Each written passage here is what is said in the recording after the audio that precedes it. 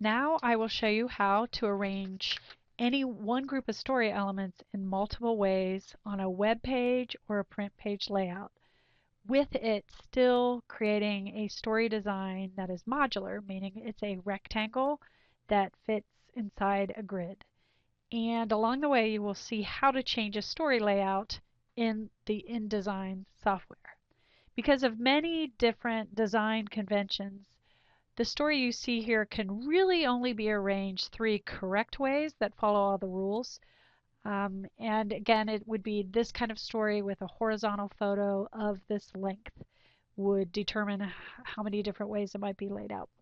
And how you would decide which is the best way to lay it out of the three depends on other elements that might end up on this page, what's next to it. You also want to have, if it's a page with many stories, a variety of shapes and sizes of stories to create interest for the reader. So this as layout that you're seeing right here is a real strongly vertical story, but we'll do some horizontal layouts as the other two options. Also, some layouts might mean that the reader will be confused by other stories on the page if this is laid out in a particular way that it's not clear which photo goes with which headline or which story. So there's lots of rules involved here that get us to there only being three options. So this first layout is really the most straightforward because it follows the order of elements conventions, which is that the photo typically is first, then the cut line, then the headline, and then the body copy. And this particular story has what's called a deck head. And not all stories need this. So again, it's strongly vertical, so it's one of the three possibilities. The other two possibilities will be mostly horizontal or kind of a little bit square, again, depending on the length of the story. But the body copy itself will be either an L shape or a U shape because we have found that readers have a very easy time following those kind of text shapes for the body as they're reading the story. They're never confused about, they get to the bottom of a column where to continue reading the story. So that's why those options work. So the very first thing I'm going to do is actually move the photo, and you'll notice when I click on this little dotted blue box means that the photo and the cut line text frame underneath it are actually grouped together. It's just I've done that to make it easier to move. So I'm just going to move this over one column and lay it out between these grid lines here. These are my column guides in purple.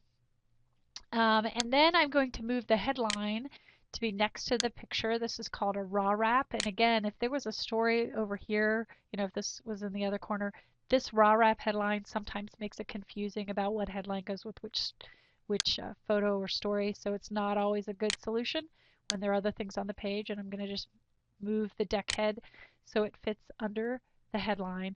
And notice as I'm moving these different text frames, I grab inside the text frame, okay, to move the whole frame. If I grab one of these handles, I'll actually be changing the shapes, which I did up here. I changed the shape of those text frames. So I'm right now going to just move this up. And this first story I'm going to create is actually going to be an L shape. So I'm going to fit the body copy under here so it goes into this third column. Okay, so the way to do that is I'm going to actually shorten some of these columns as far as how much text you see in the columns by pulling up the handle in this case. This little box here that you see, and that will actually just shorten the frame that the text is inside. And so when I've done that, you'll see this little plus sign. When you ever see this in a text frame, that means that there's more text here that's kind of hiding because we don't have anywhere for it to go. So to get this to the thread into the third column to make an L-shaped body copy and a modular story design, I just click on this little plus sign and it'll load my cursor, and then I can click into that column and then it'll go through here, and I see now that down at the bottom here I don't have a plus sign, so I know I've gotten all of my stories. So you want to be really careful about that. And to make this truly modular, we can't have this column a little bit longer than these others, so it's going to require a little bit of futzing. That might mean moving the alignment of these columns up and down, or dragging one of these frames out just a little bit to get another line of copy to come here so we can even out. So this does require a little bit of fine tuning. We're off maybe by a bit of a line. Sometimes it means you might have to type in, add an actual line to the story to get it to be perfectly modular. But if you notice here, we have everything inside an imaginary vertical rectangle. So because of the story length, it's still a vertical story, but it goes across 3 columns where the first solution went across 2 columns. But it follows all the rules in the photo and cut line are still together. The cut line goes all the way underneath the photo. The headline aligns the top of the headline, aligns with the top of the story or the photo, and then after somebody reads the deck head or the headline, it's really easy to see where to begin reading the story, and when they get to the end of this column, they know that they can follow it that way. Okay, so this is what we call an L-shaped body copy story. And so we can very easily also, if for some reason we had more room for going horizontally on our layout, and maybe there was just like a single column of ads or something here, we want to actually make this a little more horizontal. So that's easy enough. We're going to shorten each of these columns to give us enough text to go into a third column. So I'm just clicking on the frame with notice I have my arrow tool activated, and then I get that plus sign again. So now, instead of this going here, this column starting down here, which would make kind of a really odd shape, not an overall rectangle, I actually go to where the top of the picture is, and then I'm going to be creating a U shape where everything does align into a rectangle. So obviously I need to make these columns a little bit shorter so that there's text to fill. I'm just moving up my frame so they're tighter to the actual content of the frame. So I'm just moving the little handle boxes up a line at a time and trying to make sure that all these columns align vertically as well, or horizontally as well. So again, I'm a touch, maybe a line short here. I can come up each one a line.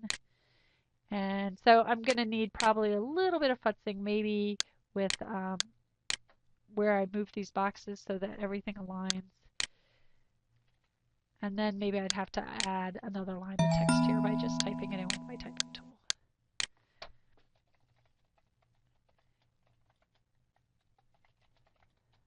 Okay, so now though, again, I have a modular story design where everything fits inside the shape of a rectangle. There's no odd shape columns of text sticking out on one side, or it's obvious that this photo belongs with the story because it's kind of enclosed in this U-shaped body layout. Okay, so always be ready to redesign a story once there are other elements on your page because the software makes it really easy to do that.